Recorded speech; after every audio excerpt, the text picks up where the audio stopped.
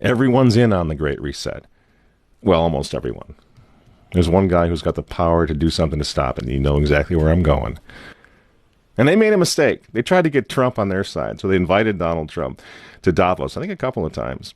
But in January, when Donald Trump, I think, really began to see the beast that he was up against, he went to Davos, to the World Economic Forum, and he stuck a mega finger in their eye.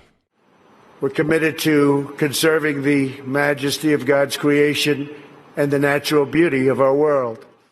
But to embrace the possibilities of tomorrow, we must reject the perennial prophets of doom and their predictions of the apocalypse. These alarmists always demand the same thing: absolute power to dominate, transform, and control every aspect of our lives. We will never let radical socialists destroy our economy, wreck our country. 2 days after Donald Trump gave that speech, the 89-year-old leftist weirdo billionaire George Soros made an emergency intervention where, at Davos, once again, warning that the U.S. 2020 election will determine the, quote, fate of the whole world. Now, in the context of Davos, take a look at this one more time. This is a month after Donald Trump addressed Davos and stuck the MAGA finger in their face. Here's what Francis, the Vatican, and Jeffrey Sachs had to say in response. And it is a dangerous country right now. It will be absolutely dangerous if Trump wins re-election. Trump wins re-election. Trump wins re-election. Francis invited this guy to the Amazon Synod as an honored guest and advisor. He's also Bernie Sanders' advisor. What's he doing in the Vatican? Why is this guy who's a promoter for socialist, out and out socialist, Bernie Sanders, what's he doing advising the Pope? Why does he have entree to the Vatican, friends?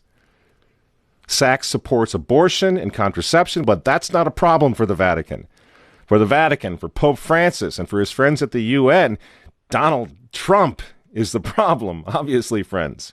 Clearly, I consider the Trump administration a danger to the world, but I regard it as a purely temporary phenomenon that will disappear in 2020. Do you get it? Do you see why there's so much hate for Trump? Because with all of his faults, again, he's the capitalist. He's not the globalist. He never will be one of them, which is why he pulled the United States out of the Paris Climate Agreement. Donald Trump pulled the United States out of the World Health Organization. That's Bill Gates and company. And now he's threatening to pull the United States out of the World Trade Organization. People say, yeah, well, Donald Trump got married twice. He's a bad guy. Really? He's right in the face of the demons on this, friends. Nobody ever said he was a saint. He's knocking the sacred cows of the United Nations down all over the world right now. The General Assembly routinely votes 185 against the United States on almost everything right now. And you remember, speaking of the United Nations, in November of 2019, again, right before COVID landed, Trump went to the UN, on the floor of the General Assembly, and he declared war on globalism. Wise leaders always put the good of their own people and their own country first. The future does not belong to globalists. The future belongs to patriots. And shortly after the speech at the UN, Donald Trump delivered, what do you think happened? The coronavirus was unleashed on the world, and Trump's booming U.S. economy went on life support. Do you think that was an accident? So when they tell all of us to stay home, wear your mask so grandma doesn't get sick, please understand what's really going on here. They don't care about your grandmother. They don't care about old people, these people. They don't care about babies. They want them aborted so that they can save the common home. Abort babies, millions of them all over the world. They don't care about babies. They don't care about old people. In fact, if you want to save your grandma, tell the globalists to stay the hell away from her. You remember how some of them, like Cuomo and characters like this, were running COVID recovering patients through nursing homes? That's how much they care about grandma. And the name of the game now is to bring the United States economy to its knees, get it out of the way, so that everyone will want the Great Reset. make the new normal so intolerably abnormal that even you and I, maybe, at some point in the near future, will be begging for the vaccines because we'll be driven crazy by that point.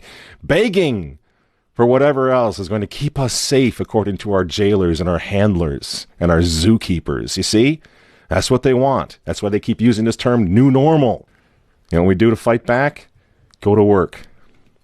Go back to school. If you're healthy, take off the mask. And for heaven's sake, go back to church and pray that Trump wins in November.